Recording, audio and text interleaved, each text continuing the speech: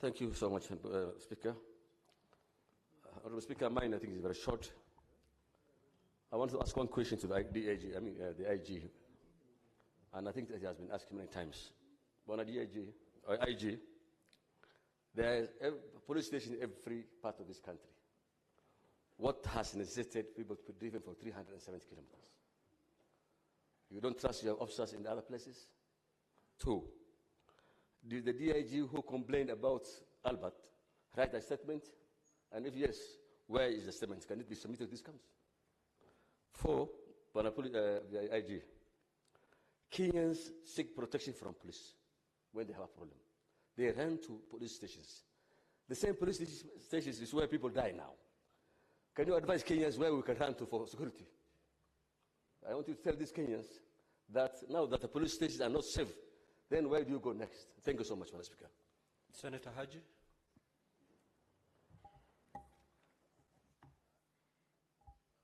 Thank you very much, Mr. Speaker. Mr. Speaker, sir, I would like to start by sending my condolences to the family and friends of the late Albert Ojwang. What happened to him is indeed a sad incident, and it should not happen to any Kenyan. Any life, one life, is a life too many when we lose. And Mr. Speaker, sir, today is a special day. It is quite unprecedented that we are having this special sitting to discuss the death of a Kenyan. And I hope that this is a precedent that we are going to set as this Senate and as a country in the whole. Because, Mr. Speaker, sir, where I come from, and I have to relate the matters happening to this country to where I come from and to the people that I represent.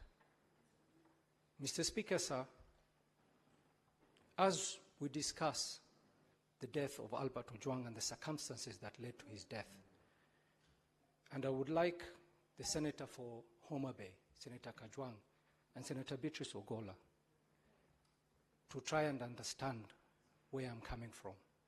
In no way am I trying to disrespect this very sitting today here. But I would like to see some level of fairness in this country.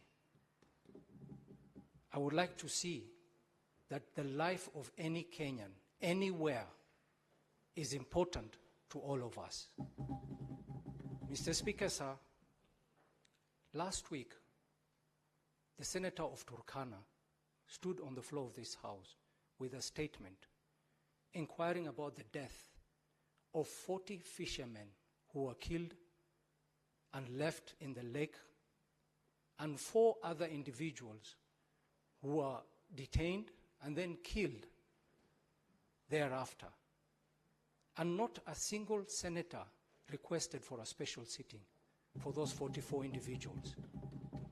Not a single senator. Not this country begged for questions about the death of those individuals. Not the main media, not even on the social media. So it begs the question, are there some Kenyans who are more equal than others? Are we to believe that we are brothers and sisters or cousins in that matter? Or maybe there are cousins who are more equal than others? Or is a death of a young man such as Albert Ojwang an opportunity for political expediency? Whether on the main media or the social media? And you know, Mr. Speaker, people will label me whatever they want to label me. They would say I am part of the system, that I am a brother to so-and-so. But Mr. Speaker, I was a patriot of this country before I came to the Senate. I was a patriot before any of my relatives living is serving in any part of this government. I was a patriot, and I have personally fought for this country. I have personally put my life on the line for this country. So whether I'm related to anybody, it is not the issue here. The issue is, as a country, can we be so sincere to each other and agree that we are brothers and sisters, or tell us of certain regions that there are people who are more brothers than we are. And Mr. Speaker, when I sit here and I listen to senior citizens, senior senators speak on the floor of the House, and then remind this country of the Arab Spring, I have tremendous respect for Senator Dr. Boni Kalwale. I have tremendous respect for him. He's a leader in this House. I have tremendous respect for Senator Wambua. But they both mentioned the Arab Spring. Senator Wambua yesterday, today Senator Boni Kalwale, reminding us as a country of the Arab Spring, reminding the youth of this country about the Arab Spring. What happened subsequently after the Arab Spring? Any of those countries, mention them. Have they benefited in any way? Constantly reminding the youth of this country that you have an option, and that option is the Arab Spring. Look at the Arab Spring. Take an example from them and superimpose it on this country. Mr. Speaker, sir, that is very unfortunate. We shouldn't be going that way. Mr. Speaker, sir, we must remember that any seeds that we sow today, we will reap the results not far too long. If we want to sow the seeds of disconnect, of inequality, of some regions being better than others, it will be very unfortunate, and we will continue in that path. I would want to beg this House.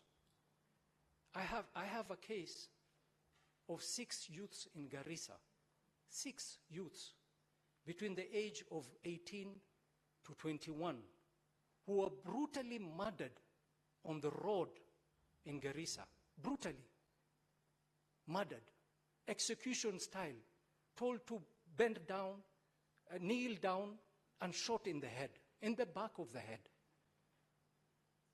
Until today, it's been 2 years. Until today, we don't know if it's whether it is a security apparatus who killed them, or it was a criminal organization that killed them. We don't know. We don't know. But we've not had, not the human rights organization, not the civil society, not the media houses, have ever decided to pursue justice for those 6 people.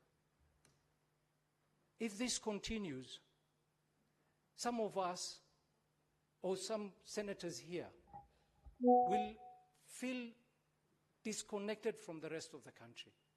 And we will not feel for the pain of some people, which will turn us to less of a human. We all believe that a life, any life, is important. And I want to beg this House, if this is the precedence we are setting, let us keep it to this. Let's not use this as a political opportunity to get mileage for whatever matter. The next death of any Kenyan, let's have a special sitting and discuss the circumstances to the death of that Kenyan. Mr. Speaker, sir, going to my question, I would like to ask the member of IPOA, representing IPOA today here.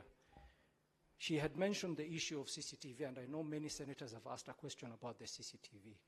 And I was a bit curious to know how many of our police stations have CCTV, and how many of those cameras are placed within the cells of those police stations.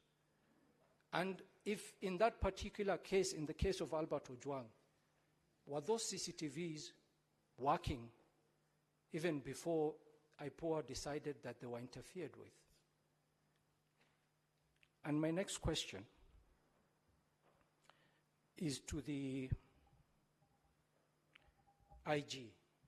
IG had stated here that when they moved the deceased, Albert Ojwang, from the cell to Magathi police station, he was declared dead upon arrival.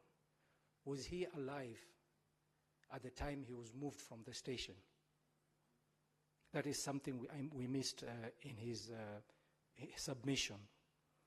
My final question to the IG, I'm just wondering out loud, why do the police arrest people in certain areas and transport them to Nairobi for investigation?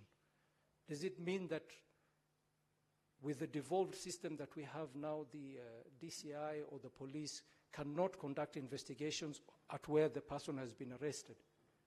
Could you elaborate on this issue as well? Thank you very much, Mr. Speaker. Senator.